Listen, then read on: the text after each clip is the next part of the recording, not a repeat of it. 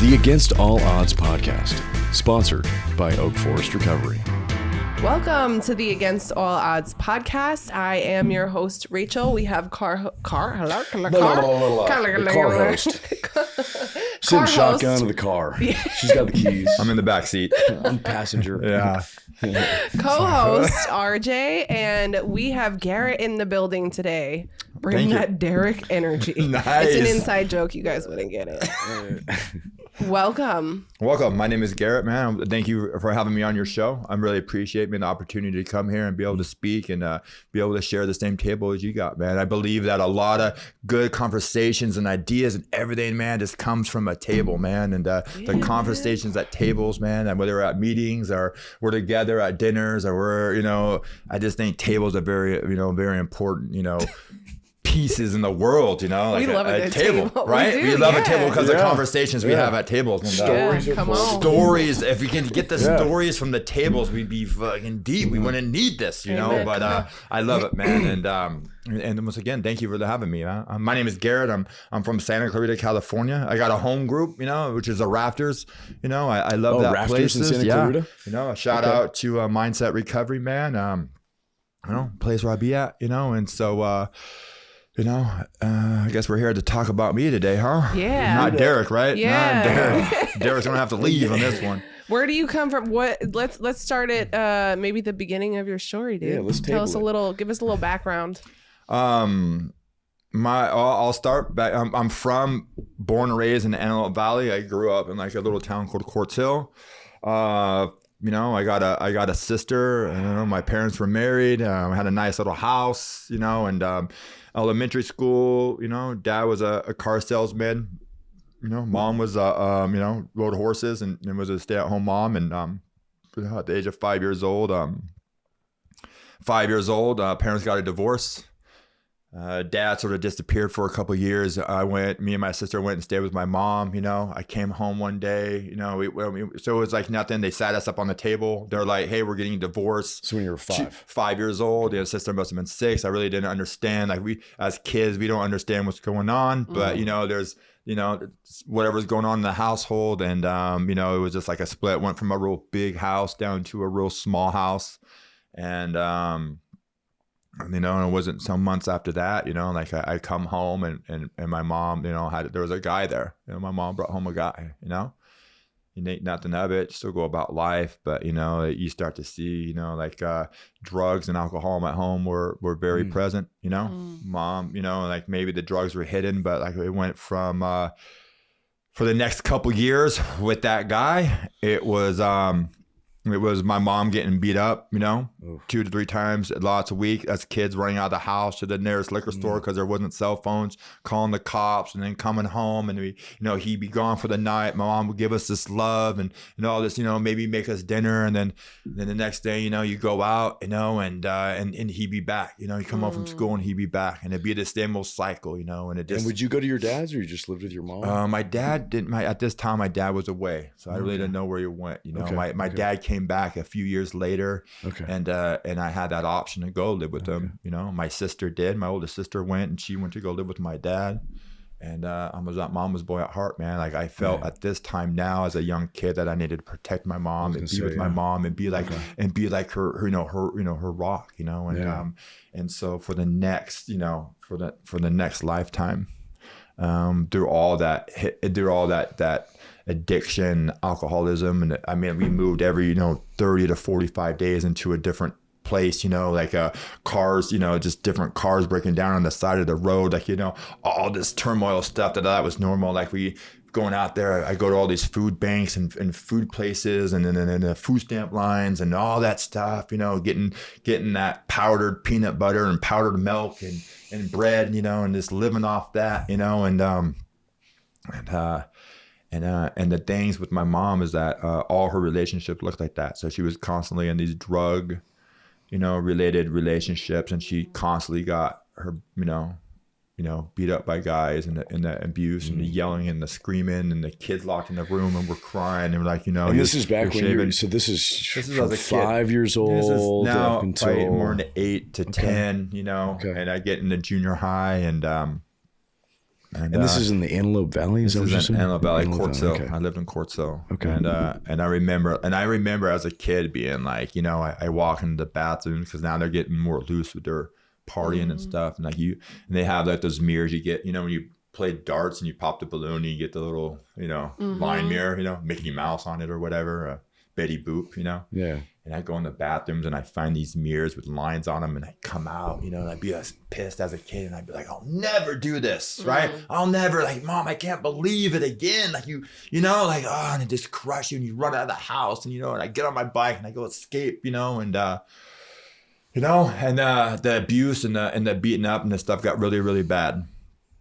And my mom finally left this guy. I had another little sister with him, and it got really bad. And we moved out more into the country, and horses and dirt bikes, and it was really nice. And then the guys, it was just wrong. And she ran into this guy, who by this time I'm older. I'm junior high. I'm going into beginning of high school, and I'm getting a little more probably like where I need like a male figure in my life. And my mom's always taking her, I was that kid that went around with my mom to dope house. We play outside. My mom go in, who knows how long. I stay out there, other kids or by myself or whatever till my mom came out, and we drive home. And my mom, she had this connection, and he was the guy. This guy had it going on. Yeah, he had, and this guy became my father figure, And by the time I started high school, I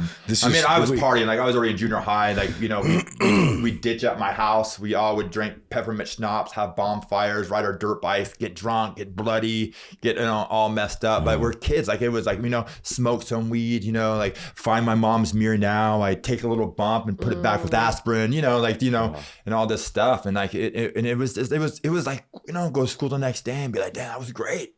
It was great. It was fun, right? And when you say the father figure, this is your mom's boyfriend? Is that it was like her boyfriend, yeah. Okay. Yeah, it was a connection boyfriend. I don't know if that's the same. I don't know if it's the same I'm thing. it's like you were saying. I'm trying to piece it together. I'm trying to you know? understand what's going on. Depends on what side you're on, Yeah. Okay. Okay. And this guy, like I remember it was my 8th grade dance, man. And like at this time, like I really don't see that consistency with my dad. I'm not seeing him. Like I just don't go there. I don't know why, for whatever. He lives too far away. Mom doesn't want to drive. He doesn't want to drive. Like, I don't know. But like I started, and my mom was at the Connections house. He became this male figure for me, to role model for me. And I watch him as he sell drugs on a daily basis. And I just picked it up, and it was, next thing I know, like I learned how to make, or take I learned, I didn't have nothing, like, none of that, like the clothes or the shoes or anything like that. I came to school and I smelled like manure boots, dude. I smelled like gasoline from my motorcycle. And I rode a school bus for like 2.5 hours as the first one on, the last one off. Like my best friend, which was my dog, would like meet me at the bus stop, and just, it was the best, and then like all of a sudden it just, boom, my mom went to jail. Lost everything on the ranch. I was probably going into my, must have been like that summer just before my freshman year in high school. Like middle school. Middle school right there. And then that summer happened, and I remember I was loaded my first day of going in and getting my classes for high school. And mom went to jail for. Yeah, traffic tickets. What else? What kids? That's what you tell your kids, right? Traffic tickets. Yeah, my mom got fucking traffic tickets, right, Mom? Yeah, right. They don't. Yeah. And I still to this day don't know. Oh, okay. But I'm pretty sure it wasn't traffic tickets, Yeah. And I Who went. told you it was traffic tickets? Like I never asked anything back then. I just assumed at this point right now. I didn't ask, Right. I just know that a lot of changes were happening, and that a lot of family was fighting over the property stuff. And I went and lived with my grandma, and my disease progressed. My mom got out, and by the time she got out, and I was still hanging out. Like I learned how to make that little bit of money from, taking this and selling this, and I felt like maybe it was like a provider, and then I really just stopped. I really stopped going to school, I went out there onto the streets, and I started just Asking for help was one of the greatest choices I've made to overcome my addiction. If you or a loved one that you know is struggling with addiction, don't hesitate. You can reach out to any of us at any time to find help.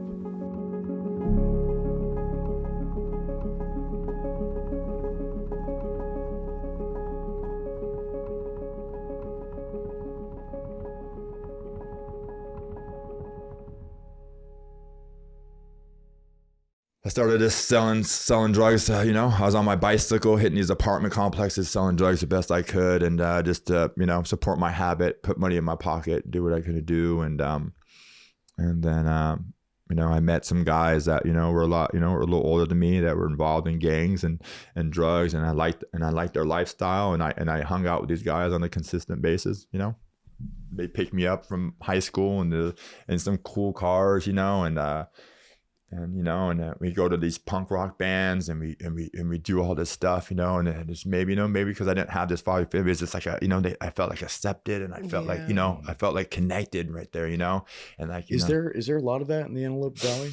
Drugs? Yeah, drugs, gangs. I think drugs and I think gangs there is no one town or any town that has maybe more. Like, if you can't be like, Los Angeles or the San Fernando Valley or Orange County or the Antelope Valley. I think all of them have the areas and the drug and everything is blended all through everywhere, whether you're in Texas or whether you're in Ohio. I think every city. Was it to me? Yeah. Well, when you live in that little Antelope Valley world, like, that's what I'm saying. It's kind of a small. It's just not area, small, right? But you're like, you think that's all of it because that's all. You never been outside of that, Right.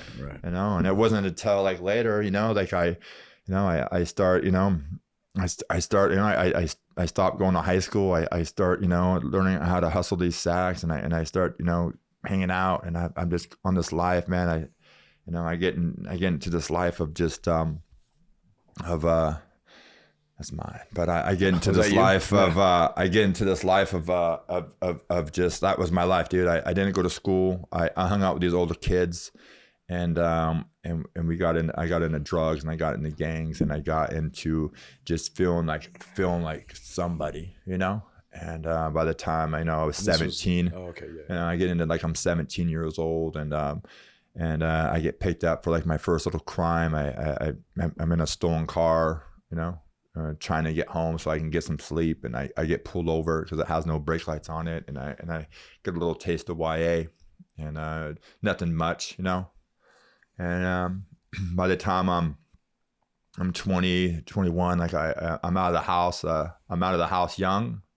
By 21, like it really kicks in, and I go like this, man. Like I lose my teeth, from the drug use. I'm just like I get to a point, like I used to think it was like a business or something like that, but then all of a sudden, like you feel like you need those drugs to put in your system on a daily basis. Like I needed it, and I get caught up in the system, and I go from 20, 21, 22, 23, I did a little bit of prison time and jail time, and then 23, I get out and I meet this girl and I get her pregnant, and I'm having a little girl, and I thought, man, like that the disease, it tricks you. Like I thought, man, for sure, like I'll be able, like I really thought I'd be able to like I'll have a kid, I'm gonna start a family. Like I really thought, like deep down, like it was like something I could do. It's gonna save me,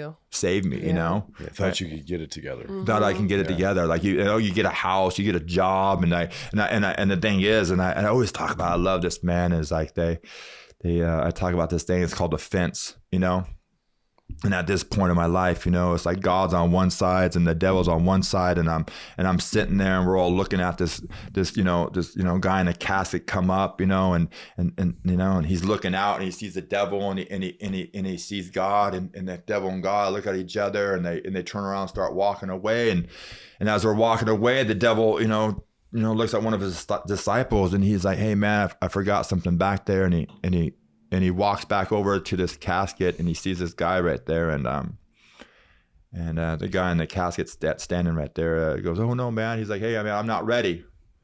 And the devil looks at him. He says, "Yeah, but since you're leaning on that fence, you might as well go ahead and come with me, And for the longest time, I always leaned on the fence, and I never made a decision. The drugs and alcohol, and I made a decision. You know, the scenarios that I was put in, the law, the scenarios, and here I am. I'm having this little girl, man. I'm looking at my kid's mom in the eyes, and I'm just telling her, like, man, I gotta go downstairs to smoke a cigarette. I'll be right back. And I go downstairs and I leave.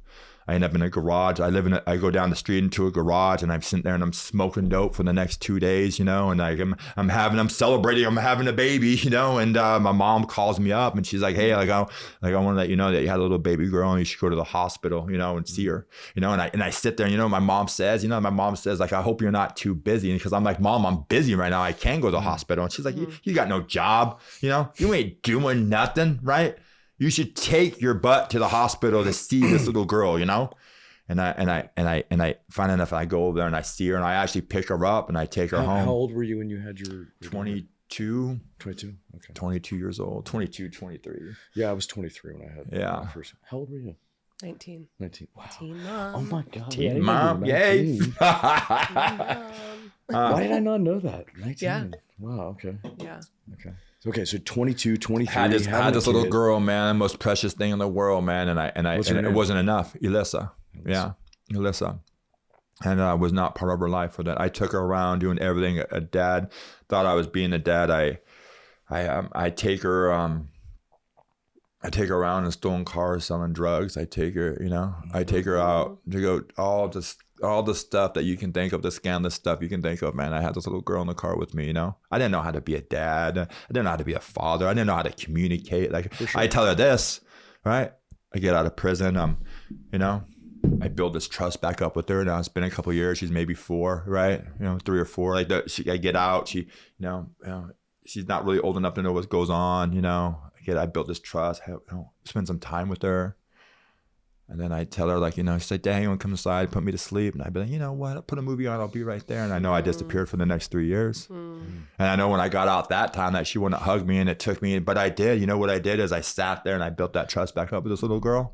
And I sat there, and you know, and she finally sat next back, and then the next thing you know, man, I went back on another prison term. Yeah, I remember my mom brought her down to the county jail, man, and she was sitting there, and she's sitting there in this little glass window, and I walk out thinking, oh man, you know what? Some girl must be coming to visit me right now, you know? Yeah. And I walked out there, and this little girl was sitting there in this little desk. And my mom was standing there. I don't know how my mom, I don't know to this day how my mom even got her there, like how this all came about. Because like that was a long drive from Antelope Valley to LA County Jail, and it's just a long route. And I remember I was on that phone and I was pissed. I was mad.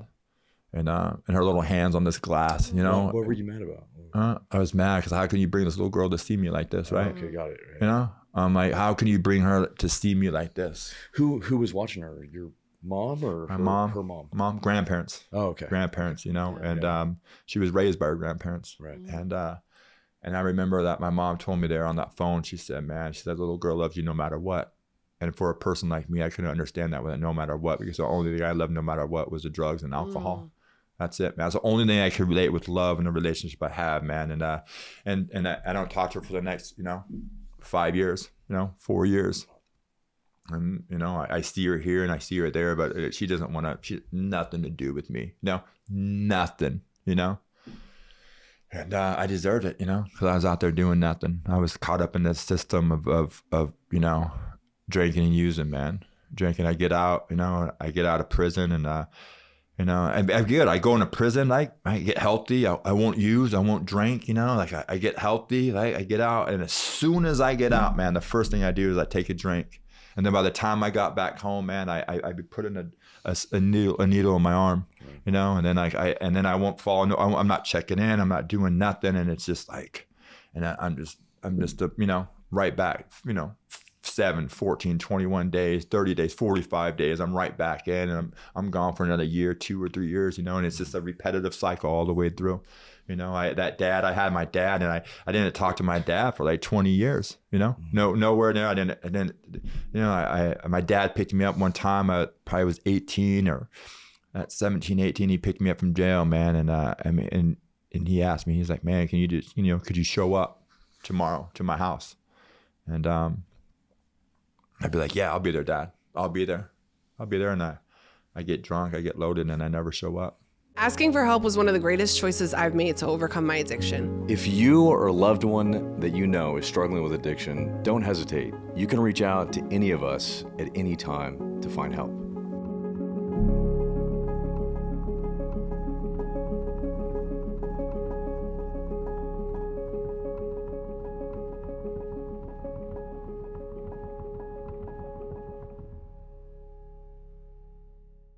I didn't show up on Christmas. I didn't show up on Easter. I didn't show up for anything. You know, my sisters would try, you know, they'd be like, hey, you know, Garet, you can come over. And I'd be like, yeah. And I just never show up, you know, and that's, you know, that's the progression of the disease right there. You know, I just kept on going. Right. So what were you getting locked up for? Why were you getting up? What were you not getting locked up for?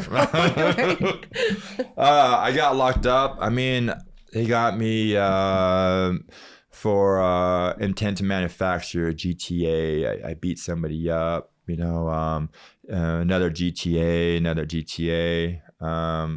I never got like no besides, you know, and then I got busted with a whole bunch of guns, and so I was on a high control, and I was on high control, and then like I wasn't around to be around whipping, so like I'd be out just messing around, and I'd be at the wrong spots all the time, and like, you know, I'd be at a house, and the cops would show up, and they find a knife, and I'd be boom, gone for a year, you know. Wow. You know. How much time did you spend in prison or jail? I spent like around 15 to 17 years in and out, you know, in the disease. How old are you today? I'm 45 today. 45. Yeah. And I started probably around like around 17. And I got done at the age of 33. So, you know, I spent all my 20s in the system, you know. How much sober time do you have now? I got 11 years on March 17th, 2013 is my sobriety date. So I'm coming up on 12 years, but today Amazing. I only got 11 years. Yeah. Congrats. And I did 2 years inside of a treatment facility myself, you know. Oh, wow. Yeah. And so the disease takes me everywhere, and this is what it is that I didn't care about the kids, I didn't care about my parents or those relationships, and I just wanted to isolate myself from life. And I ended up there is I had this car, man, like I had this Toyota Celica, and I bought it from a drug deal when I was like 14 years old. So I had like 168 traffic tickets, dude. I had never had a driver's license my whole life. 168, dude. And I lost like more cars. I had probably 70. How do you get 168 tickets? Man, like because, you know, you get high, you just like to drive. I got at least 60 tickets in this one car. And I'm gonna tell you, this car, man, I got a picture of it. It's in my big book. I always open up and I look at it, and I was so high on drugs one time, I took it completely apart, man, and I couldn't put it back together, you know. I bought this car, dude, and it was a person. I sit there, man, and it's 1977 Toyota Celica. I'm gonna tell you, bro, like it was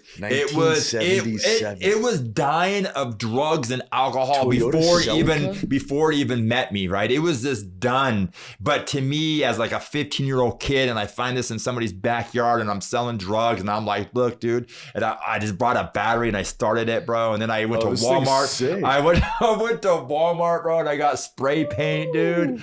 Oh, I fucking love that car, man. And the car was just dying, dude. Like it was dying. And I'm so big, like I don't fit in it. So like I took the seat out. I took the seat out, dude, and I moved it all the way back. And then the windshield's all wobbly, like the wheels are messed up, you know, like it's all just completely stripped and put back together. And I remember I come out of the house and I look at it and I'd be like, I'm embarrassed, dude. Like it was one of those cars, like you would be like, you gotta park down the street. You cannot. It was hot, dude. Like cops knew. They pulled it over 60 times. You imagine, bro? Like if they saw this car at your house is getting raided, you know. And it's like, oh, it's nothing. I primer it gray. I primer it black. I primer it orange. I just all these different. I go put different wheels on it, and I come out of the house and I look at it and I just be like, damn, this car is just garbage, bro. I gotta get rid of it, you know. And I just looking at it, man, like the wheels don't match, the tires don't match, the windshield's cracked, the seat is poor. Like it just tastes. What was your drug of choice at the time? Oh, meth, dude. All meth, That'll bro. do it. A little bit of alcohol. That's the taking it apart. All meth, man. I smoked it. I smoked my teeth out. I smoked my hair out. I smoked my mind gone, dude. I visited heroin a little bit. I did a little bit of pills, but I was all that crank. I was all the crystal meth, and the car was dying of it, dude. And I just remember, like I take that car in the morning, and no matter how bad it was, and I go get me a liquor. I go get me like a 40 from the liquor store, and I go to the Connections house. I park down the street. I go get loaded, and it seems like the dusk would come. The sun be setting. I go out to find my car. And I look at it. My whole perception would change, dude. I look at that car, and I just be like, oh man, it's a classic, And and I hop in it, and like I started, and it run good, and I go down the street, and like it felt like all the tires and wheels were just like level, and that's how my life was. Is the more I drank and the more I used, that everything that it just felt like everything that I was doing at the time was just all right, man. As long as I was drinking and using, like I didn't think about the kids, I didn't think about the family, I didn't think about not having a license, I didn't think about a job. Like I get a job, and I would immediately just lie, bro. I'd just be like, oh, I got a flat tire, or I'd be like, my mom died. I'd be like, something happened to my grandma. Like I'd just come at these stories far-fetched where I couldn't work, man. I needed. I could almost relate to it as bad as like if my vape broke, right? And say I was at work and something happened to my vape, I'd be like, oh, I gotta go get a vape right now, right? And I can relate. Like it's like if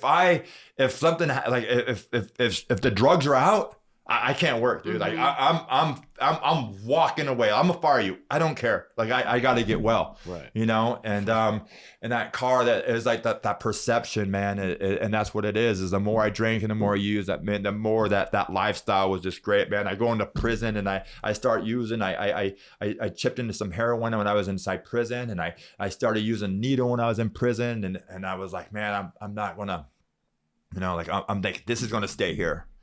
As older now, I'm like in my late 20s, I'm like, on these terms, and like, I'm getting out, and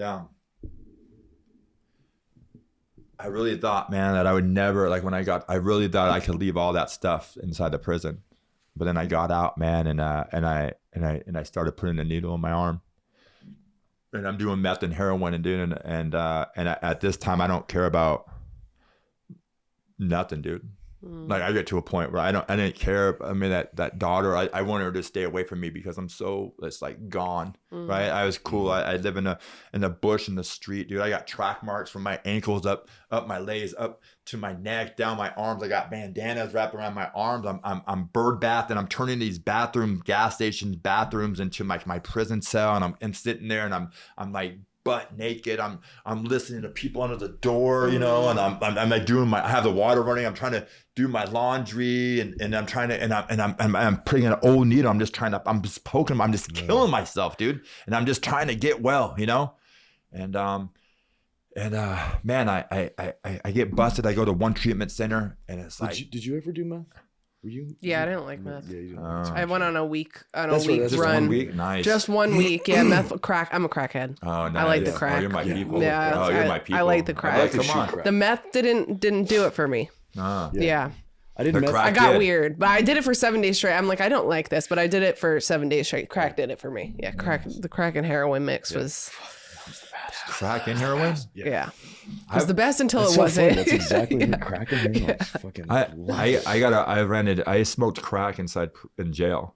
Yeah. And what was that like? It was crazy, man. You'd be sitting there. I was with my cellie, and they have like a catwalk in the back, and we're putting crack on a tobacco. We're sitting there and we're smoking it. It has a distinct smell too. Yeah. It has that distinct, smells like cat piss. Smells like cat piss.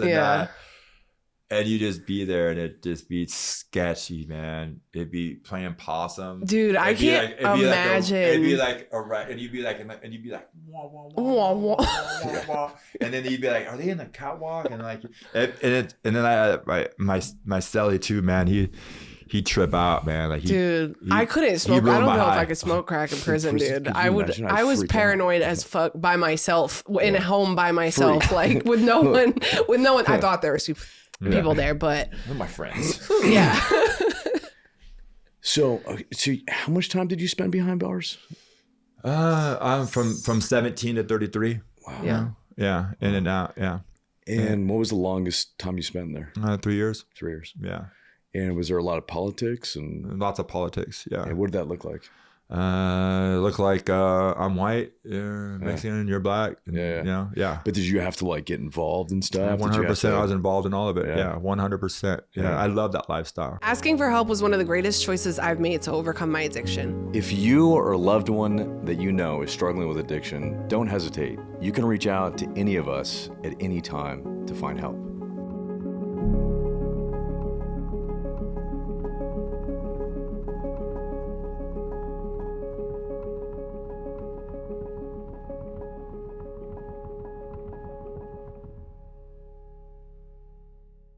Yeah. I was, Well, the drugs and alcohol when you're out there on the streets take all that stuff away. It takes your Right. courage. It takes your way of thinking. Like I just wanted to get loaded, but like all of a sudden and I get locked up. I'm in the shuffle. I've been doing it for years. Yeah. I've talked to guys that go in and they get involved in the politics and it becomes like they enjoy it. Yeah. It's almost like that connection too, that you're missing when you're out running by yourself and whatever. And then you become very regimented. yeah. Well, I just think that's there's rules. There's like that's the structure. That's the structure and the rules you have to follow in there, and so that's what you just do. It's not like it's either you do it or you're out and you're gonna go somewhere else to try it, And Right. so What are some of the craziest stories and where? when you were locked up, involved in politics? Do you mind sharing some of them? It's up to you. But I love. Let's get into it a little bit. The crazy. I'll tell you. There was times. When I get a kite, and then the kite would be like at 4 o'clock. what's a kite? A kite is just a little piece of paper folded up in a many directions and was letter and it's a message, it's mail, it's jail mail, right? And then you get it passed and it gets It's like passing notes. it's like passing notes. You remember like the ones in school, So right? you would fold up a certain way, right? Just always innocent. And so all of a sudden you get this kite, man, and it says like at 4 o'clock, like you get off, right? And I know that I would take anywhere, a group of, 30 or, big number of white guys. I have a meeting in the back and they'd be like, hey, some of us might die today, but this is what's going to happen at this time. And you try to get somewhat of a plan and you try to find your partner or whatever like that. And I just know that at 4 o'clock for the next, sometimes 5 to 10 minutes that you're listening to cries, you're listening to screams, you're watching blood, you're watching people, you're watching it. And it's just, it's a chaos. Like you never before. Like sometimes you're just waiting for the cops to come and try to break something up, man. So you could stop moving because you're scared, man. Because it's like, it's the fear. It's like scared. You're just like back to back with people and you're fighting. And like when you're talking about fighting for your life, you're fighting for your life. And I watched guys with razor blades get their whole back sliced. I watched cheeks get sliced, necks get sliced. I watched people take a cup and bash in people's heads. I watched people die, people get shot, people all that stuff in prison, and the politics, man, like that to me it wasn't politics, and that was just the way of life in there. Like right. you come in there, like you start here in the county jail, and I think there was times when I was in that county jail, and there was times when it was fun. It was a group of us. Like I coming off the streets, man. I sleep for a week or two, and by the third week, you go to court, you get sentenced, and then the next thing you know, you're waiting to catch a chain, and then catch a what? Catch a chain, which is to go upstate. Like you get your time, you go to court, and then usually you go in there, and guys like me, I go to court, and I would just be like, just give me my time today. I want to get sentenced now. Because I don't want to stay in the county jail. Mm-hmm. I want to go. Yeah, you want to go up. I want to go up into prison. Yeah. And what's the difference? Why do you want to be in prison as opposed to county? More freedom, more rights. It seems like the county jails, you're just stuck inside 24/7. There's you don't see like no sunshine. It's not like holding, but like you're just there waiting to go to court. You're just and it's like you're in a dark. It's like you're in a dark area all the time. I love talking about this stuff because I feel like the audience, you know what I mean? Like I People love that asking the haven't been through questions it, because yeah. there's people that are fascinated by this stuff. Nice, dude. Nice. And you spent a lot of time. I mean, Yeah, it's, you know, I love it. it's- I mean, I it's- love it, man. Being in jail was like it was the only time that I had like I actually felt like I was actually like I was in. I mean, I'm humongous. I was, imagine me 50 pounds heavier. Right. I was huge. I was bigger Yeah. than the COs. I'm bigger Yeah. than your county jail officers on steroids. Like I'm huge. I'm so big. I don't know how big I am. How tall are you? For sure. I'm 6'7". 6'7". I'm 6'7". I'm like, 290 pounds. I'm huge, Yeah. bro. I tower over Big these old cops, white dude. Like, what's up, dude? But then at the end you have to carry yourself well, and you don't have to cause trouble, and you keep the peace, and you get that, and you get some leniency in that, right? I get these, and with that, man, like, I'd be smoking crack in my cell at night, I'd be eating, I fucking eat your sight megs, I do Wellbutrin for a fucking 2 weeks and eat Seroquels, snort Wellbutrin. I take Seroquel at night and I snort Wellbutrin during the day, just fucking, cause it's like speed, right? I just be like, let's do it, and only the blue pills, man. Those are the good ones. What about that lifestyle was so appealing, do you think? Because I think I'm gonna tell you a lot of you think, but like I didn't know nothing else, man. That's what I knew. That was all would you I say knew, it's man. The outside world was very chaotic and unpredictable, but when you went in, it was very predictable and you were in control. Yeah, I don't think my life out here on the streets was unmanageable. Right. And what did I have on the streets? Nothing, dude. Right. I had nothing, bro. I didn't have anything on the streets, man. I couldn't function. I couldn't hold a job. My disease when I was on the streets was strictly to get low. That's all I knew from a young age, man. Right. I knew how to it was like make money or whatever it is. I just know that like that lifestyle, that street lifestyle, man, was all I knew, man. And I get to jail, I get sober, I get somewhat. What that happens, like people think, oh, it was bad, it was horrible, but man, that structure that you learn inside of a prison system, man. Like a lot of us, man, people are like, I love it, man. I don't regret none of it. Like I woke up, and I went to work and I worked out, I read books. Like that's what I do now, right? Like I wake up early, I work out, man. Like I read some spiritual books. I do something, and then I go there and I eat right, like that structured living, man. Is really what we need in our life. Like we live structured lives now. Like you gotta have like the structured life, but some people don't like that. And when I got out, I didn't have I try to have a structured life, right? I try to work out. I try to get a job and I try to show up for that job, but first of all, I have no driver's license. I can't get one. I'm so far. Like it was one of those things. Like I couldn't. Like getting a driver's license, I would be like, I'll just get a nicer car. I just get maybe if I get a nicer car, I'll be better off. Yeah. And so I love talking about this stuff because I feel like a lot of the general public doesn't, they don't understand, right? Why does somebody want to go in? You know what I mean? And I love talking to guys that have spent a lot of time in there, really kind of exposing that. Like, what was it about it? And it's the structure.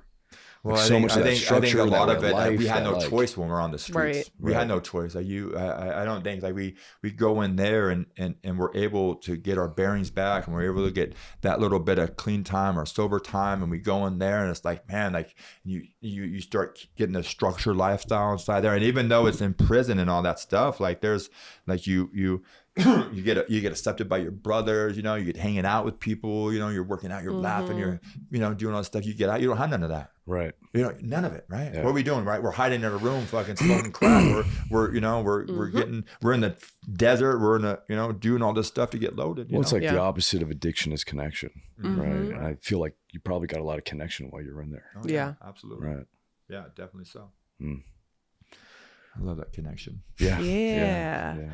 Okay, so from that point, you said you went to treatment for 2 years? Yeah, 18 months. Yeah. Okay, so what led up to? So I went to my first treatment center. I get busted. I was out. I had that disease. Is that where I get loaded on the streets. I get out. I get loaded, and I get in a car. Like I couldn't stop. I just wanted to drive around all the time, right? Like stupid, And I get pulled over, and I go to this treatment facility, and I loved it, man. It was co-ed. There was girls there. There was guys on one side, girls on the other, right? Wait, you said you were driving a car. You got pulled over. Just what happened is that I got out, man, and I had this street bike, and I was doing drug deals, man, and I went to a friend's house, and I was like, man, let me use your car. I don't want to use my bike. I'm cold, or I'm sketched out. And they're like, all right. I get them loaded.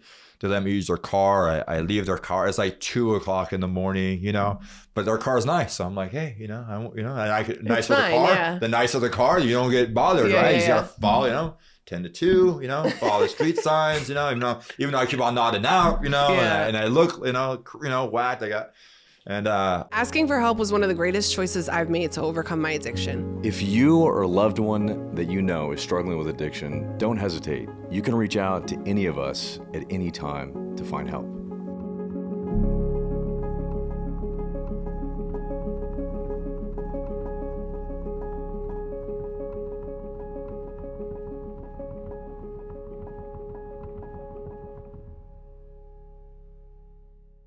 I see a friend of mine walking down the street, dude, and I'm like, what? He's fighting with his old lady. He's in the neighborhood. I'm like, hey, bro, you want to go with me to, you know? Sure. He hops in the car, and as I look in the mirror, man, I see like 4 cops coming in this way, and I look down this way, and I see 4 cop cars like hitting the corners of the lights coming down and off. I'm like, shit. So he dropped down, right? And I have stuff on me, but I don't know where it's at. Like I'm like, oh, is it in my jacket? Yeah. Is it in my sock? Is it in my butt cheeks? Like I don't know where it's at right now. But like we're pulled over, and I'm with my friend, and I'm like, just lay back, bro. The windows are tinted on the car. Remember, the seats are all the way back, and you're just listening, bro, and you just hear the shuffle of feet. And it's the cops were like in a circle. They're like 5 in a circle, the car, and they're just doing these circles, and they're coming, bro. And I guess that the house that I was parked next to was a domestic violence call, and so like they're going to this house that I'm parked next to, and a cop looks as they come right in front of us.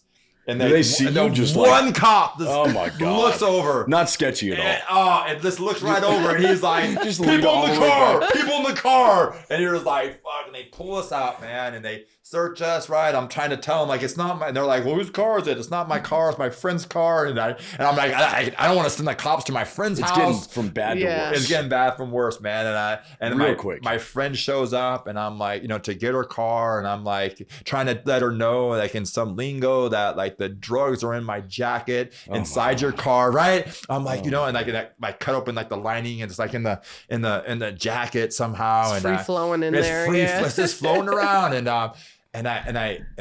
they take me in on the violation. What was the violation? Driving without a license. That's one, but probably because I never check into parole, so I'm absconding. So I go into the station, and I'm known at the station. They know me there. I'm like, man, can I just get like 2 blanket rolls? Like, and my hands were so messed up, man. Like I had those hands that were just like busy hands, you know. They'd be like, you know, I'd be like, just bring me back. Like they gotta fingerprint you. They gotta roll you and fingerprint you. And my hands, like they'd be putting like this Vaseline balm, like this stuff on them, and trying to, and I because they were all fucked up. They're just fucked up, dog. They just you're not getting my fingerprints, dude. And I'd be like, just let, and I'd be, and by you know how it works, dude. As soon as you get to the police station, like your high is off, dog. I'm just like, oh man, I'm like, whoa, and I'm like, just give me 2 bedrolls. I'm like, Garet, all right, we'll give you the 2 bedrolls. We'll pull you out later. We'll do your fingerprints then, and I go all the way into the county jail, bro. I'm in the county jail. You go in, I ride that bus, dude. You know, I'm burnt, dude. Like I'm like this, you know, I can't stay awake, dude. And I'm burnt. And I go into processing, and you know, they do a strip search, and you know, shirt off, pants off. Ooh, all right, take your socks off. And I take my sock off, and the sack falls on my, it just rolls, and I'm able to pick it up, and I'm milking the cow with the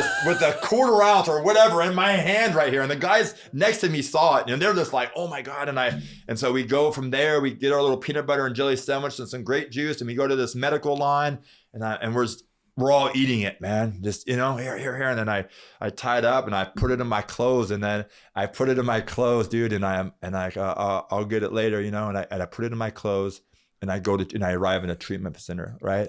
So I arrive at a treatment center. I know in my mind, I'm like, I got that dope, man. Yeah. And there's people in treatment, they're getting loaded. And I'm like, and I don't have nothing. Like there's people there flossing, bro. You were arrested and you were going into jail. But what happened? And I take you go in there, you change out, man. You put your street clothes into a bag, and they give you a number, tag it, right? You get your county jail blues on. But you're going to treatment now? And I go inside, and it's the first time I go to board for parole, and they're like, we're going to try sending you to a treatment center. Okay. So they send me to a treatment center. It was in Pomona, and I go to this treatment center, and the whole time I'm there, and it takes 30 days. They're like, you can go get your property in 30 days. Right? Oh, the drugs were the shit. And the drugs are in my property. And they didn't search it? Like they didn't find the drugs? No, dude, no. What? They didn't, no. But they took the property. They took it from you. Yeah, and like you put it in the bag. You get butt naked in a room about this big with like 50 guys, dude. They don't. And they strip search you going in. You know, it came right out of my sock. It was on the floor. Like it was just coincidence that they were not looking. Like I just like the rest of your clothes. And I slipped it right in. I put it right inside my shoes, right inside my bag, dude. Okay. And the sock right inside the bag. And and for the next 30 days, I'm in treatment, and I'm going to get this stuff, and man, and I'm like, I'm just gonna get it, and I'm gonna sell it. You know, I'm gonna bring it to treatment. I'm gonna start selling it to people here, just so I can get me some, some hygiene and pants and all this stuff. And I remember the 30 days there, man. And so I go to a treatment center.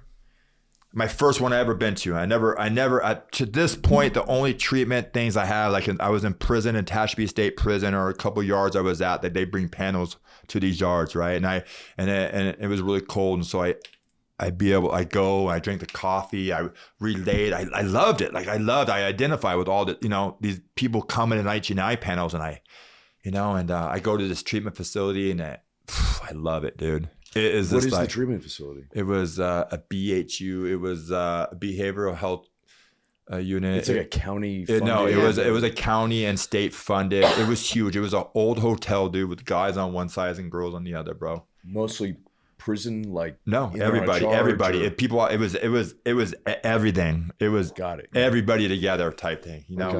Yes, people from jail, but people that walk-ins, insurance, not insurance, all the different stuff. And I remember, man, I'm on that. Finally, the 30-day comes, right?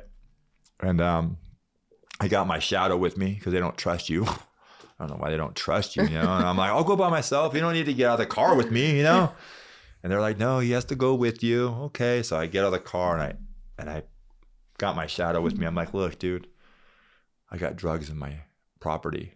And he stops dead in his tracks. He's like, I can't go with you. I'm like, dude, and what? Because he was scared he was going to use? Yeah, because he was 100% working a program, and I was not, And I went. But he didn't tell on you. He just was. He went in there, bro. This is what happened, man. I walked up into the county jail. I got my property, man, and I didn't feel like using either. And I saw the trustees sweeping and mopping, dude, and I threw it to the trustees, and I went back to this treatment, man, and I did my best 5 months there, and I met some people and made real good connections. I still had all those traffic tickets, so like I still, like, even though I went and got assigned to a treatment center, like I had a court date the day after. I had warrants and all this stuff. It was just like I had a lot of this stuff happening, and I went and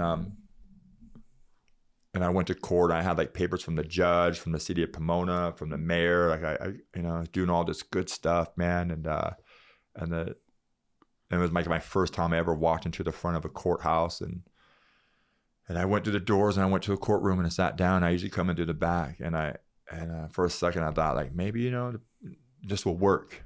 And I walked in there, and he was like, man, he's like, people like you don't change. He's like, you're a threat to society. And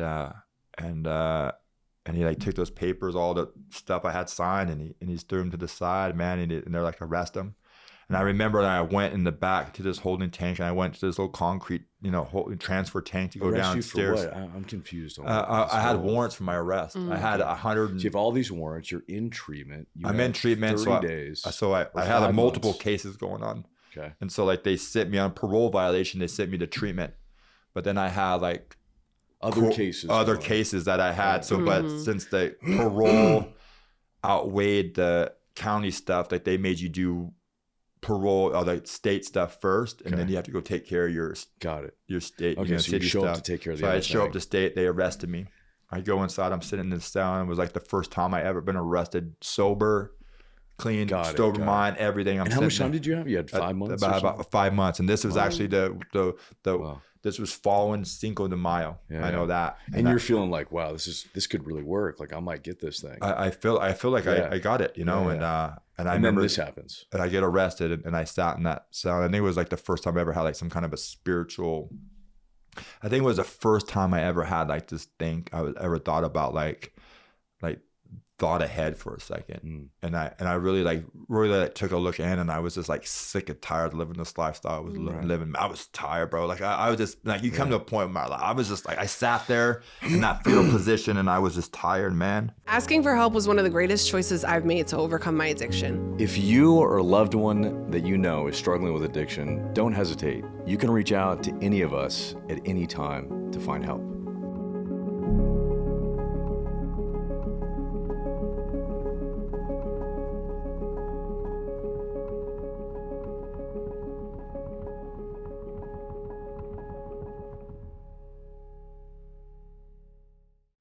And I felt like, man, like I was, like a tear was under my eyes, and I was just like, damn, like this man just got to stop. Like, when am I going to stop getting into this cycle, And I walked down, and I do some more time, and I get out, man. I get out for like 4 days. I get out, and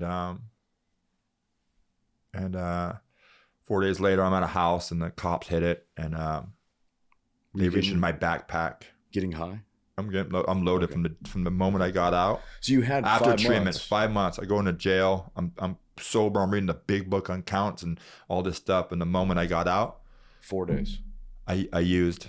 4 days later, man, I'm facing like 15 to life assault on an officer. He stabbed himself with a syringe, and he reached into my backpack that I forgot about. Oh my God.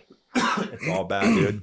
And so the officer searching stabs himself on one. Grabs his. I'm in the back of the cop car, and he reaches in my backpack, and he pokes himself with a syringe. And they hate that. They do not like that. No, not at all. What did you get? What did they hit you with for that? And assault on an officer. So I got 4, 4, and 3 for my prison priors. That's an assault on an officer. Well, because you know how they ask you, like, do you have anything that's gonna? What if you don't they remember? ask you What if you before. don't? Well, then it's assault on an officer, apparently. Yeah, so they come out. I mean, I'd be pissed too if I was an officer. The thing is that you get stabbed with a needle, and you don't know what disease is. That's what it is. And so and so they felt really disrespected. They roughed me out really good, and they roughed me out then. They picked me up that night and took me to the hospital to get blood tests done to make sure I didn't have nothing. They roughed me up then, and I go into jail, and I go in, and I get out. And when you say they roughed you up, like what'd they do? Like they roughed you up, dude. Yeah. Rib shots, chokeholds, any and everything that like the experiences that you see and you don't like, that teach you a lesson. Yeah, it is. That's what they you deserve it. You deserve. I don't know, but I know that I didn't stop, and I go back into jail. I get out, man. I got out December 28th of 2012, man, and I was out for 45 days. And 45 days, that's what I'm talking about. Is I got track marks all the way up and down my body. I can't stop putting a needle on my arm. I disassociated myself with all my family and any and everyone that's in my family. Like I just totally cut them all off. I'm running around on the streets, and a matter of fact, it was on Valentine's Day. So like right now, like it's always like a moment. It's like gratitude. Like on Valentine's Day of 2012 or 2013, on Valentine's Day, dude, I was like I said, I've been up since I got out, and it's 5 o'clock in the morning, dude. I'm in some illegal activity on the streets, with guys that gangsters stuff, man, and guys start shooting at me on the streets. And Where is this is in Lancaster, right? Okay. K and Gaston, on Gaston, just before Avenue K, right in front of Coaches. And he starts shooting at me early in the morning, man. And like, I had no fear, bro. Like I just, I'd rather die. Didn't care. I'd rather die, dude. Yeah. I'd rather die. And I seek revenge. I called that person all of us gangsters call when we get in trouble. I called my mom, my mom's like, let's get loaded. Yeah. So I get loaded with my mom. You know, Valentine's Day. Sure, Mom. Let's, you know, buy a new fucking pipe. Get her and her friends and this hostage I have with me. We all get loaded. She drops me off at a liquor store. And I get me some, get a bottle. I call a couple of my homeboys. I'm getting ready to draw another syringe full, and every, you know, the doors and windows of this little, you know, trap house, hideaway house I had going on. You know, they come in, they arrest me one more time, and like I'm done, dude. I'm just so like done, dude. And I get arrested, and March 17th, I go into jail, and a guy like me goes in jail. I know the routine. I know the mix. I know how to manipulate the system. I'm out there. I'm eating Happy Cars. I'm drinking hand sanitizer, you know, breaking the box open, grabbing that bag with like 5% alcohol in it, dude. I'm putting it in a styrofoam cup with Top Ramen pack on it, dude. And I'm fucking chugging it, dude. And it's fucking burning all the way down. And I'd be like, that's some real alcoholic shit. That's some anything for a change, right? You know, and I'm eating these Happy Cars. I'm staying up 7-8 days inside jail, bro. It is horrible, bro. It is horrible. God like damn. This all night, just getting up to go to the bathroom 25 times. And like every 30 minutes, it's walking up, water on your face, and going back to your rack, dude. Just waiting for the lights to click on, you know. And I go to board. They offer me, since I graduated the last program, they offered me another one. On March 17th of 2013, man, I arrived at this treatment center, man. It was in Santa Fe Springs, and I arrived there on a bus with 15 other guys, dude. Everything I got to my name, dude. I got flip-flops, shower shoes. I got a dark blue see-through jumpsuit, bright green boxers, bro.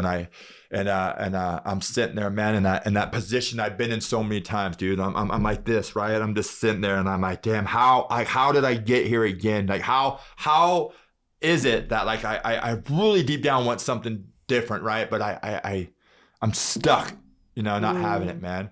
And this is the thing, man. And it's odd, is that God is like, you talk about your penguins, you talk about this person, like it was people have been telling me all my life, man, get sober, do this or do that, man. And none of that stuff, like you hear it, but you don't like resonate with it, man. Right. And I'm sitting there, man, and a guy walks through the door. His name's Levi, and he says, hey, he's like, Garet, he's like, big bro, it's me, Levi. And like my hands go from here and they go over, man, and I just stand up, and he comes over, man, and like it's like I'm fighting. I have this inner battle going on of like, you know, wanting to leave. Like I don't want to be here. Like I want to go. Like if someone would have stepped and left, I would have left. Man, he walks over, man. He gives me this big old warm welcoming hug, dude. And he says, man, I hope you stay, man. He's like, Garet, man. He's like, I got 9 months, dude. I'm going on my 2-hour pass right now. I'm going to Walmart and I'm going to the gym. Wow. And if you're in treatment, those are fucking popular things, you know? For sure. And and it was at that moment, for the very first time in my life, man, I made a decision, and I walked into the office, dude, and I stayed. And I walked into this program. I was in this program for 18 months, and everything that I destroyed ever in my life, man, they just thought I was retarded, bro. I used to get pulled over and I swallowed dope. 168 traffic tickets, bro. I lost at least 60 cars, and you know, I would eat dope, swallow dope, be drunk, DUIs, crashed, like multiple car crashes, bro. Like this just a menace, dude. Like I went. This is the thing, dude. I went to the DMV after having, they're like, oh, you have to get an ID or, you know, all this stuff. And I'm delusional, bro. I'm like, hey, I'll see if I can get my driver's license, you know? And I go there to get the driver's license, man. And I make an appointment. I fill out the paperwork, and I go to the counter, you know, 62, here you go. And I go up, and they're like, what are you here for today? My driver's license. And they're like, oh. Scrolling. They're like 168. Can you come over to the side here? Just over here real quick. And I go over to the side, man. They're like, what are you here for? I'm like, you know, my driver's license, right? Because I'm thinking that I'd done enough time in the system. I'm thinking, all that. Good. It's gone. Yeah. There's no way, dude. That stuff is paid my dues. I paid. All that stuff's taken care of, man. They're like, you cannot, first of all, they think that you are mentally incapacitated to even have a license. You're retarded. You have to go see a doctor. Like, you have to see a doctor. They think that you have to get a whole physical done, saying that your arms and legs and all that stuff work, you know? Yeah. And you have to do all this Caltrans. You have to do these DUI classes. You have to get a breathalyzer. You have to get an SR22 and all this stuff, man. And I'm gonna tell you, when you're getting sober, that stuff right there seems like daunting. It's daunting. It is like the plate is full, man. Yeah. I'm in treatment. How am I going to pay for it? How am I going to do this? And I remember I walked out and I walked out and I called my sponsor because I was like, I'm never going to get a license. Now I'm just thinking I'm just going to have to get me a car, bicycle, you know. I got Debo's bike, dude. But I called my sponsor, dude. I met a sponsor and I called him up and I was bitching about it and I was telling him all the stuff I have to do and he made it real simple for me, man. Because I complicate it, you know. Because I'm looking at everything and he was like. He was like, what's the easiest thing on this list for you could do that you could do now? He's like, why don't you just start with that instead of looking at everything on this list, man? Right. Asking for help was one of the greatest choices I've made to overcome my addiction. If you or a loved one that you know is struggling with addiction, don't hesitate. You can reach out to any of us at any time to find help.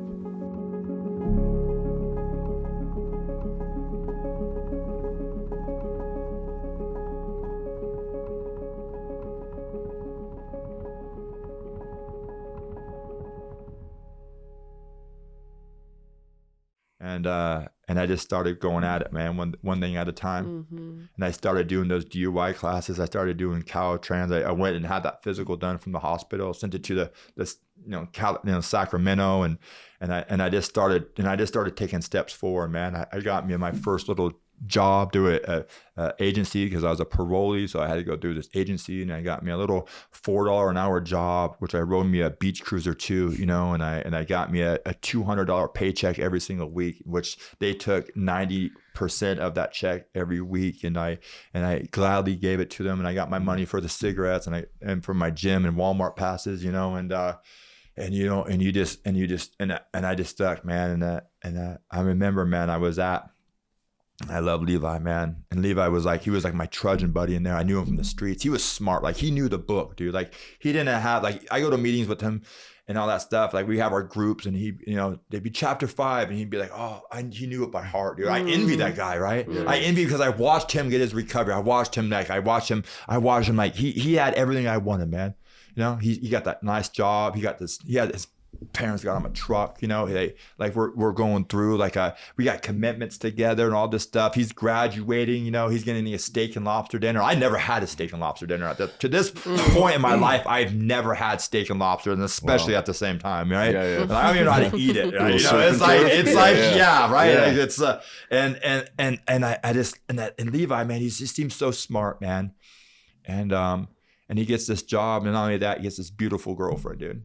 Like, you're just like, wow, like it's like I envied his life. Yeah. And I rode my beach cruiser with my coffee commitment to the Shepherds of the Hill church meeting, and I did my commitment, dude. And I was like battling over, like, I wanted bigger cups, I wanted stronger coffee, and I wanted to be the best at this commitment. And there was a point where we did all this stuff together.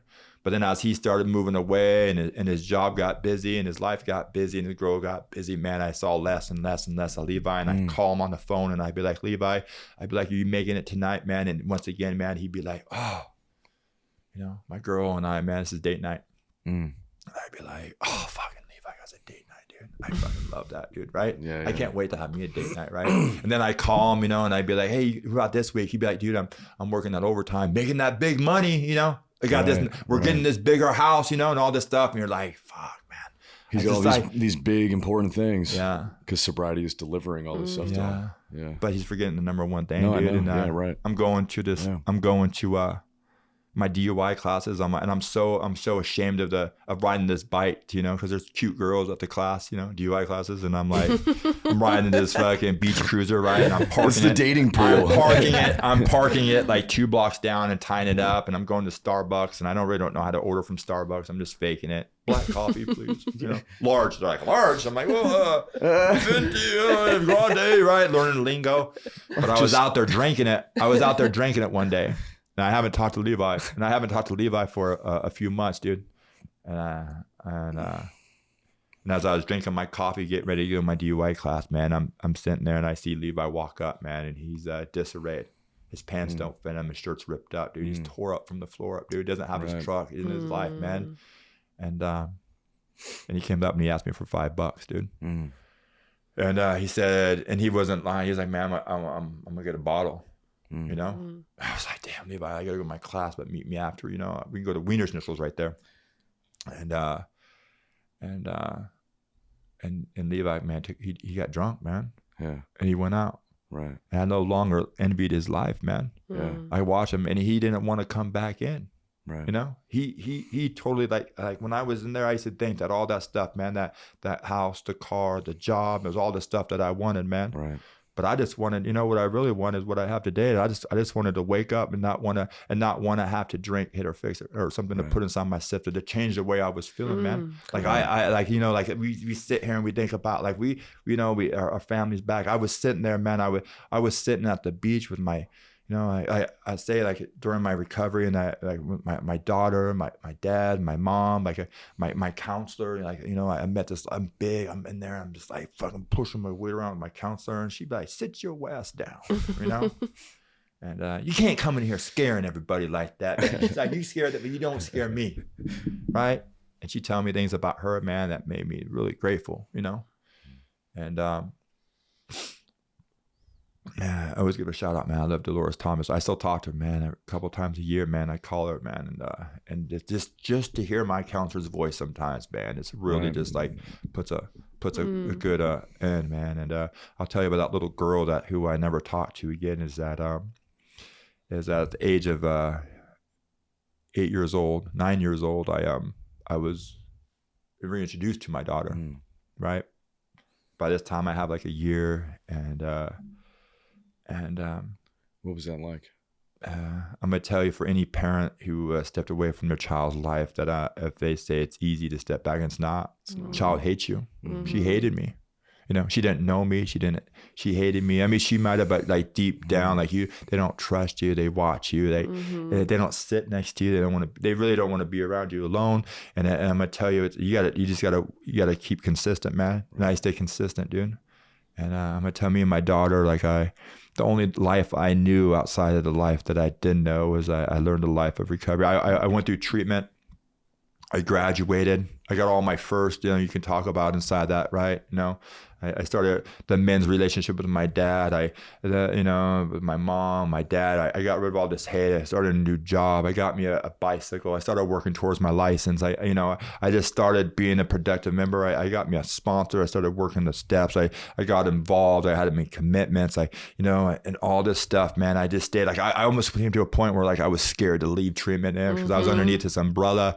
You know, it's scary. Yeah. It's scary. Going out to the real world. Walking out, you know, and it's scary, and you know, and all these first. Not only that, now as I'm in these, I've done the group so long, they let me teach the groups, money management, you know, all these different groups, man. You know, you get to go in there and to teach them to the other clients. So like it's a part of like, now if you're going to be here this long, then you know, get off work and you come here, you do a 4 o'clock, you know, the 5 o'clock group every day of what you already learned, right? And I think that's really like some of that times like that, you know, a relapse prevention, you know, money man, all these different, man, anger management, all these different classes, all the groups I got to do, man, and I graduated, man. I got that steak and lobster dinner, man. I love steak and lobster, and you know, and I got out from underneath that umbrella, and I moved to Santa Clarita, right?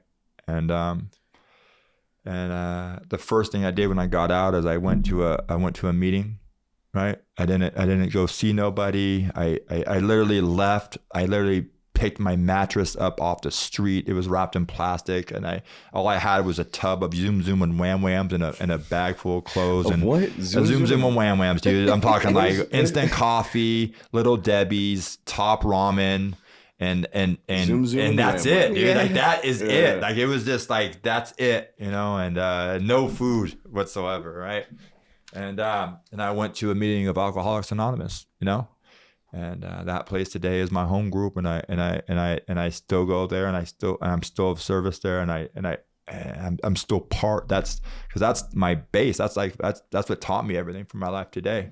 And that little girl, you know, I'm living this life of recovery, and that's all I knew. So all I knew is I had to pick her up, and I like, damn, what can I do? I go to this beach meeting, and you know, and they have surf lessons. So I got my daughter into surf lessons, and I go to this AM meeting, and then, you know, and then I was sort of trying to learn how to surf, but I didn't have enough money to get us both lessons, you know. So I just go out there and fail some more, you know, humility. And the best thing today, now that has been, you know, 11 years later, is that when I go to San Diego and I see my daughter, is that we go and we sit there in the ocean on our surfboards. That's so cool. And we have these conversations that are beyond, and people, you talk about like the gifts of the house, but I'm gonna tell you, like the pure gift is being able to sit there, watch a sunset, and just have a conversation with the person that you never thought you would ever have back in your life. You know. And I talk about my dad. My dad, I loved him. I didn't talk to him for, you know, 17, 20 years. I see him there. I never, it was never, you know, I didn't, you know. Asking for help was one of the greatest choices I've made to overcome my addiction. If you or a loved one that you know is struggling with addiction, don't hesitate. You can reach out to any of us at any time to find help.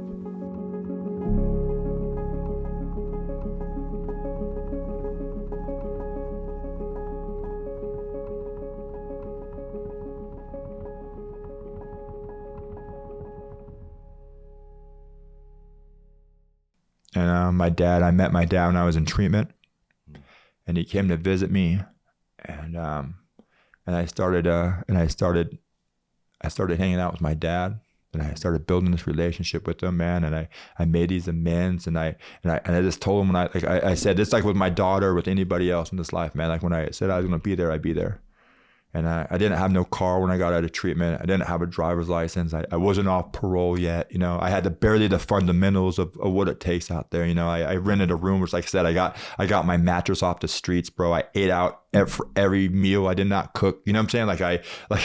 I still didn't know how to order from Starbucks. You know, like all that stuff. I don't know how to order from Starbucks. Yeah, I don't. Yeah. I just want to get a large. No, I literally don't. I just want this cup, this one, the medium, please. Yeah. Just black coffee. Like, just black. You feel like you're retarded because you're like, coffee, you know. And like, how much? $7 for this? Damn, no. But you know, I met my dad, dude, and I remember, you know, and I used to ride that. I used to ride a bus or the Metrolink for like 7 to 8 hours just to see my dad and my daughter. What was that like, meeting your dad? It was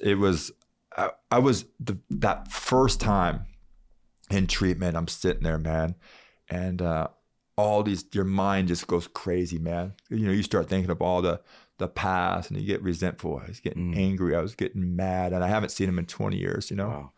And I'm gonna tell you, bro, like I was sitting there, and I was really like Did that help you with the relationship with your daughter?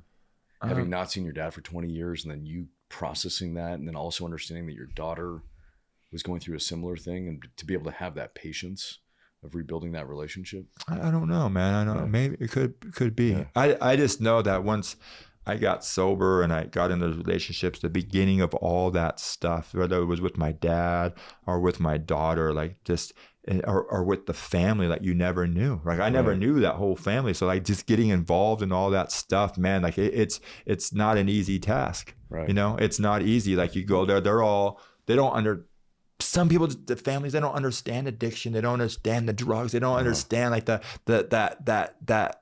we have, right? And be able to with that family, and they drank and this and that. Like I'm gonna tell you what I did is that I always I would excuse myself. I let them know that, hey, like at 6:30, you know, so and so's picking me up and I'm going to a meeting, or you know, I had to go. I couldn't stay there for hours on end with them all doing their thing because they get too mundane. And I went to meetings, bro. I went to meetings when I went to see my family. I went to meetings on the holidays. I went to meetings, you know, I went to meetings after I dropped my daughter off. I just like I lived this life, man. Like whether it was a panel, a meeting, a being of service, they always go. They always feed me all this food. They always be like, "Hey, Garrett, more food," and I'd be like, "All right." And taken a whole kitchen with me, you know, and I stop at meetings. I go to these treatment centers, and you know, and I bring holiday feasts for them, you know. I'd be like, yeah, give me all the food, a matter of fact, some of those plates and some of the spoons and some of these napkins, and I go there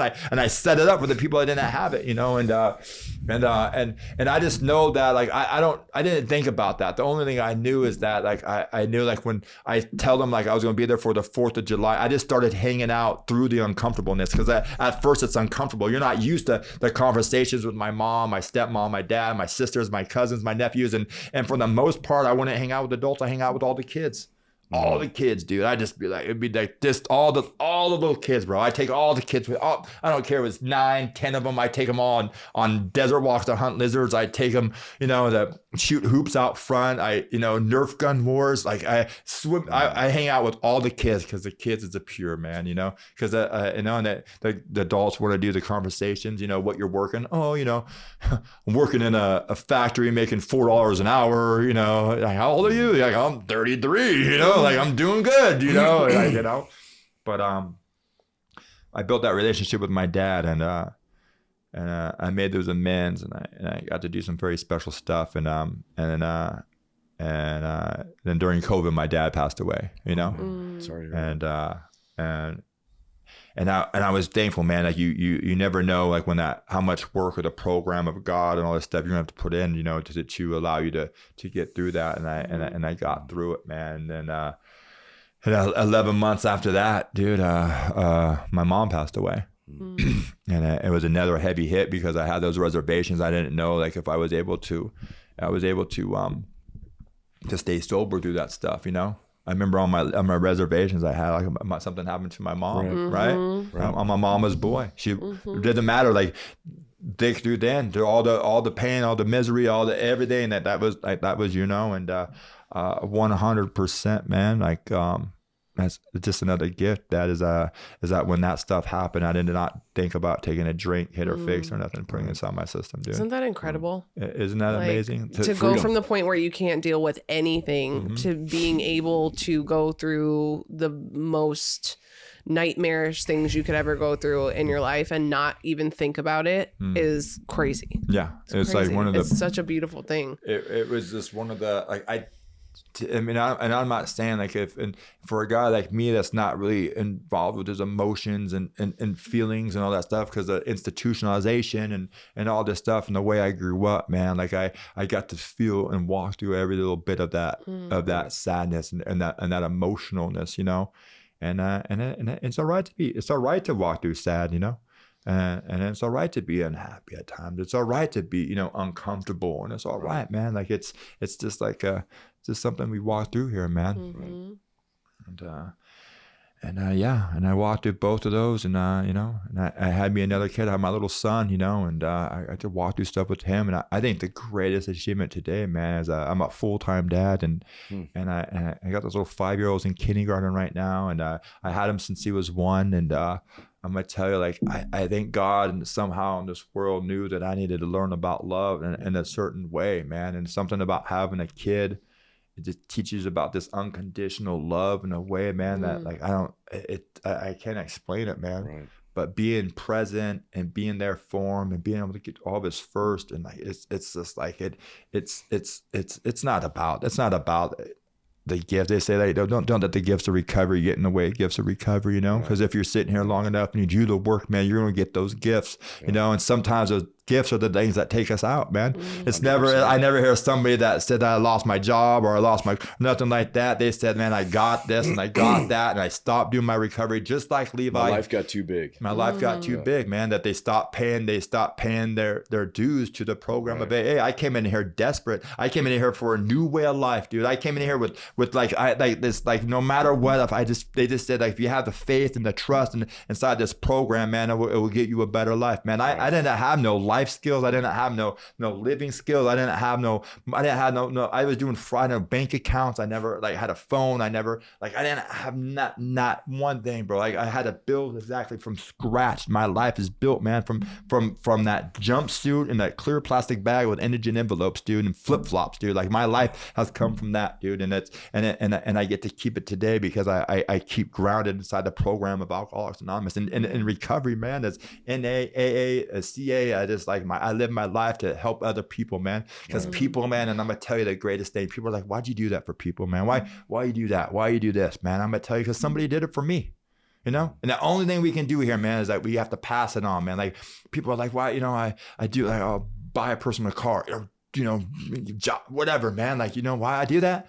You know, because somewhere down the line, like somebody just done something nice to me, man, and it's just my way of paying it forward, bro. I don't need nothing from it. I don't want nothing from it, man. And I don't even want to talk about it, man. You know what I'm saying? Like it's the greatest joy is to be able to do something for somebody that can't do it for themselves, man. You know, and that's all because somebody did it for me. Someone did it for me, you know, still to this day. Come on. No.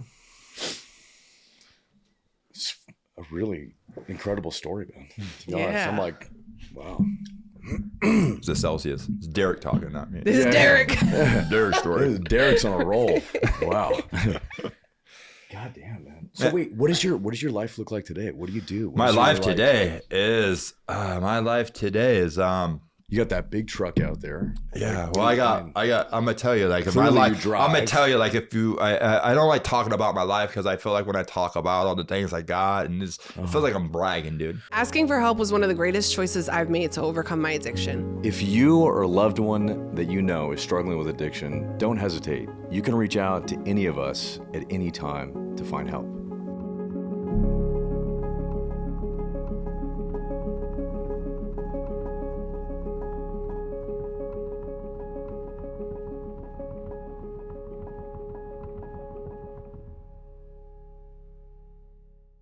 I got stuff. I got lots of stuff, but I'm gonna tell you what my life looks like, dude. I wake up at 4:45, 5 o'clock in the morning, dude. I work out. I drink a cup of coffee. I watch the news, and I go and work out every single day. And at the times when I work out, what I do is I do page 86 through 88. I do a spiritual reading, maybe 2. I do a gratitude list. To this day, every single day, I send it to at least 20 guys, and at least 15 of those guys are guys that I took them through the steps of Alcoholics Anonymous because you got to give this away to keep it. And I think that it doesn't matter about what we got out there in the life. And then I go to work. I pack my lunch. I pack my kids' lunch. I feed them. I make sure his clothes, make sure his shoes are on the right feet. I make sure his breath don't stink. And I walk him up to the front. I walk him up to the gate at school, man. And I give him a hug and I tell him I love him because I think that's very important for us, people like us, to tell our kids, man. I give him a hug. And that's for me is growth because like it feels weird, but I got to get down on my knee. And I give him a hug and I tell him I love him. I tell him I'll see you after school today. And he goes inside and he runs over to the fence and he's like, Dad, I love you. Or he'll be like, Dad, you know, monkeys jump high, you know, or something weird, you know. And I go to work and I do what I've been doing, you know. I there's lots of ways to make money out there, and you just go out there and you do your job, and then I just help people along the way, you know. Yeah. You know? What do you do? You work in construction? I do construction management. I do some treatment center stuff. I do you know, I do podcasts and I talk all over the place, man. And I just, you know what, I at times like you just do whatever you have to do, you know, like it's really like I have a 9th grade education, you know. I don't know how to use big words. I read a lot of books now, and I'm getting ready to come out with my book as well. And like, it's just like, they just take care, man. Like God, man. Like I believe in God, dude. Like I found God here. Like, and the more you go do stuff, the more I go do stuff, and the more life that goes through, like it's the closer you get to God, right? The closer you get to God, like God uses other people to get to me and talk to me, and I found that here, dude. And I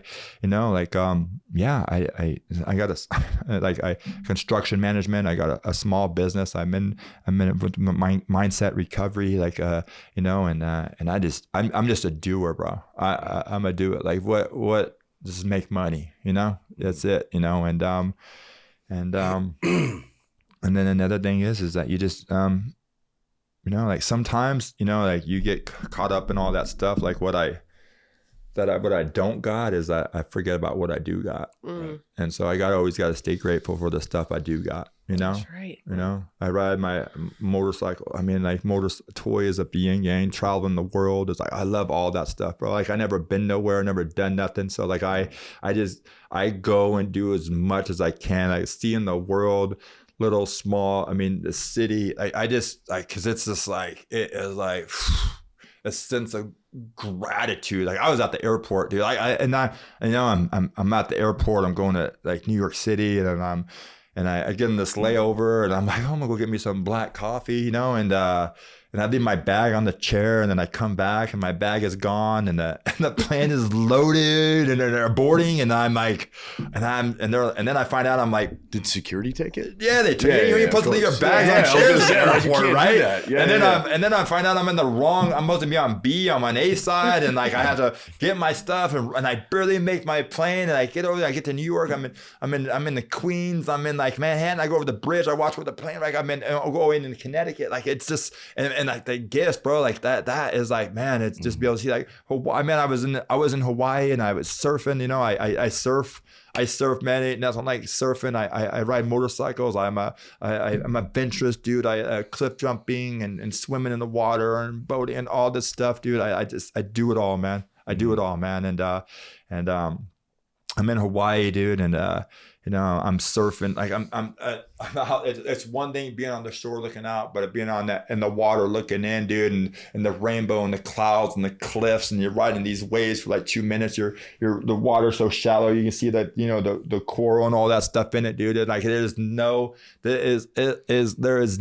And I'm gonna tell you, when I got done with that, man, the thing I did is I went to a men's stag there in Hawaii, and I went to a meeting there. When I was in New York, what I did is I went to a meeting. When I went to Utah, when I went to all these different places, I was in the Dominican Republic, I was in like Bahamas, I was in Mexico. Like, what do, man? I go to a meeting, dude. It doesn't matter. It doesn't matter where I go, where I do. It doesn't matter if there's one or two people in a meeting. I don't understand what they're saying. I go there and I just sit there, man.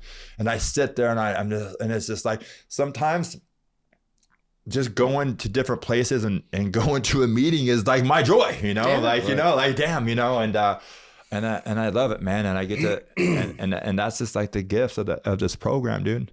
You know, and I love it, dude. Right. I love it, man. I'm a sunset, and I'm a sunset chaser, and I love watching sunsets all across the world, bro. That's like everywhere, airplanes, views, beaches, mountains, all over the place, dude. All over the place. Hell yeah. If you had one piece of advice you could give someone who's struggling right now, like you are, what would you say? How bad you're struggling? No, I'm not. If I can give one person a piece of advice who is struggling, is that I too have been in the same shoes as you, and I thought that and I probably thought just like you, man. I thought there was no hope. I thought that I was going to be stuck in this life forever. I thought that this was just my destiny. And I said that if you can just reach down inside and finally make that decision for yourself, man, and get the help you need, man, that your life will change 100%, man. That you don't have to overthink it. You don't have to wait for somebody else to do it. That the main thing, like I talk about it, that making that decision, man, like we live on that fence, man, and we're leaning against this fence, dude, and like we're sort of just letting like everything around us make these decisions. You know, I'm a product of my circumstance, but until like us as an individual, man, like there's many times like the system made that decision for me, and it never lasted. You know, but if you can just put a little bit, man, just a little bit, and make that decision, man, for yourself, man, I'm gonna tell you that your life will change tremendously. Like I live, like my life today, man, it's scary. I never had it so good. And I sit there at my life when I'm in this gratitude of like where my life is, and it's scary. Mm-hmm. I get scared. My life is so big and so good and so great, man. And so like just full of love and full of God and full of program and like, and it's like it's scary because I never been this far in life, man. And there's more. See, it gets bigger, man. And I hope, man, that the person who is out there who's struggling, who's just like, man, like I can't, man. I'm here to tell you, you can. I'm here, like, man, like I had that guy come and give me a hug because I was in a battle with myself, man. Like I wanted to go, I wanted to stay. I didn't know, I was in confusion, man. And someone just gave me a hug, man. And whether it's somebody you know, someone you don't know, like people are coming here and like we go to these meetings and like you see these people, these addicts and alcoholics who are just struggling, whether they're on the bus, you know, or they're coming there with the treatment centers and stuff like that. You don't know these people and their minds. Like I identify with those people, man. And I'm gonna tell you, man, like I got that smile and I got that hug, man. Because sometimes it's never like me telling you like, hey, you need to get sober, you're gonna die, man. It's it's the kindness and love that the people show me here. That's what keeps me here, man. And that's why the kindness and love that we have to show these people, man, like we've been through so much and so much hatred and so much. And it's not even about like everything that people have done to us. It's like what all the stuff we've done to ourselves, man. And it's that kindness, that most gentle form of love that we can tell somebody, man. And that's that hug or that smile for that person who is out there just struggling. He doesn't, man. And we got to love these people to lift them up, man. We got to show them. We got to this gratitude and this like we got to embrace them, man, and let them know, man, and give them this safe place, man. For so long, man, we've been in places that weren't safe, you know. Love, man, love. Peace and love. I appreciate you coming out, man. Yeah, thank you, man. Thanks for having me. Great. Yeah, thank you. I'm amazed at your story. Yeah. I mean, it's just amazing. Thank you, man. From the Antelope Valley, yeah, and like how much time you spent behind bars, getting out and facing that level of obstacle. To and get all your those life parking back. tickets, all those traffic tickets. But I mean, just like that's a huge obstacle. Yeah. Like, you get out and you're like looking at this daunting mountain you have to climb. And the fact that you took it one step at a time. And look at you now. And you've pieced your whole life back together. Yeah, thank you. And you're raising a son. Yeah. I mean, that's 5-year-old at fucking that. amazing, And their 5-year-olds bro. are crazy. I got one too. Yeah. I mean, I just think that's from where you were to where you are today. I mean, it's just like... Incredible. Recovery's possible. Recovery's possible. Fucking, no matter how far down you go. Yeah, thank you. It's incredible, man. Thank you. Yeah. Thanks for sharing your story, Yeah, man. absolutely. I really appreciated it. Yeah. I hope it helps. I hope it helps somebody, you know. Oh, it will. It will. Thank you. Absolutely, man.